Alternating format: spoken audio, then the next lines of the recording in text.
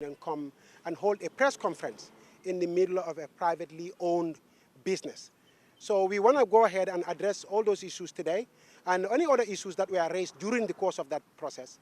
And I'm here with me is Omar Jan. He is one of the partners, one of the founders of this company. That he's on my right. And on my left is Papa Alaji Samate, who is also one of the partners of the company, among the founders. So, and these are both Gambians, as you know. But we will go ahead and start with Omar to tell us what this means for him, what happened, and basically discuss all the issues. And Papa will later discuss all the technical issues, because some environmental issues were raised by the mayor herself, and financial issues were raised, so many allegations that were neither here nor there. But we will try just seek to make sure that we address every single one of them here today. Okay? So, Omar? Assalamu alaikum wa rahmatullah. Thank you all very much for coming. I think if there is one thing that I would like to come out of this, and then have an edited video that has gone everywhere showing me in behavior and swearing that is very, very uncharacteristic of me and has no basis in the life that I intend to live. It's been very disturbing for me.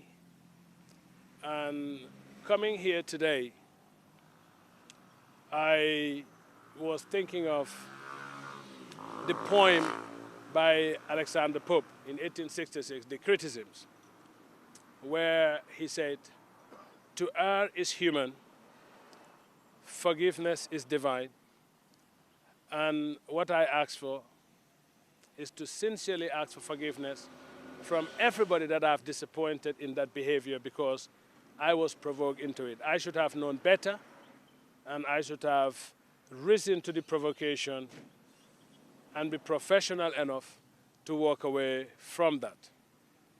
However, going back to the same poem by Alexander Pope, it says, "Little knowledge and little learning can misguide in many countries today." You go to Nigeria, Cote d'Ivoire, you go to the Middle East, everywhere. I approached the right authorities and presented my proposal of a business. I had a lot of objection to it. And after those objections, what happened was they put conditions to how and why they what would make them consider the business that I plan to do.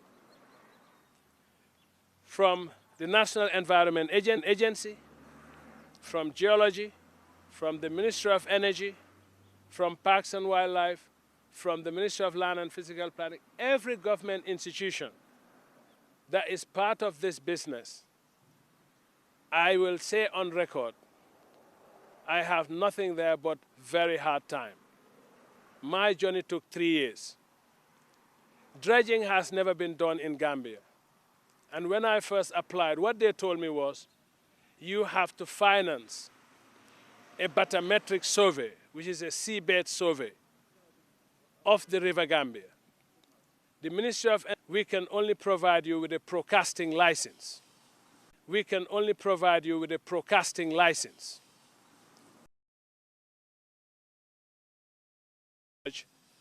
Do surveys, do study, present it, and develop an environmental impact assessment report. I am Gambian, born and bred. I love my country.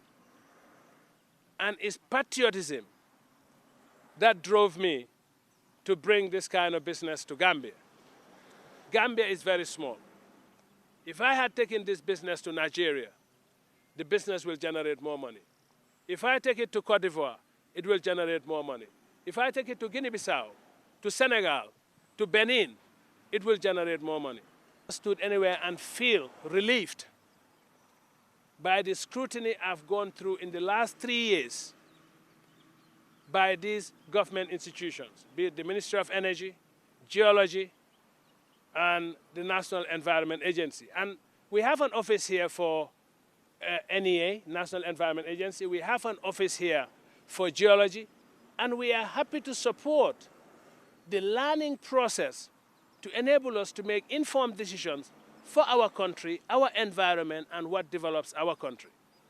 I will be the first person to champion that because I made the decision to put my money where my mouth is and establish a project of this magnitude.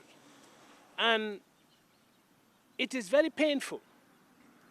It's very hurtful when you work so hard for 3 years away from family, sacrifice so much